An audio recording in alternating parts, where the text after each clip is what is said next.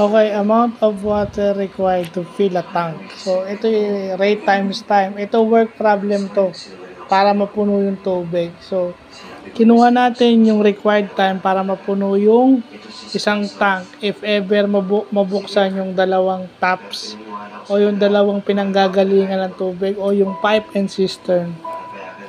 So, nakita natin yan pareho measured in hours. So, x times y over x plus y.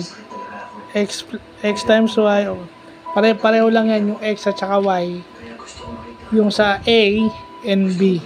So, yun ang ibig sabihin yan. Nakalagay lang yan sa x. Kasi sa math, usually, ang variable is denoted in x and y. So, maghahanap pa tayo ng example niyan mamaya. Maghahanap tayo ng example nito mamaya. Or gagawa tayo ng example nito mamaya yung sa pipe and cistern formula. So, yun lang po.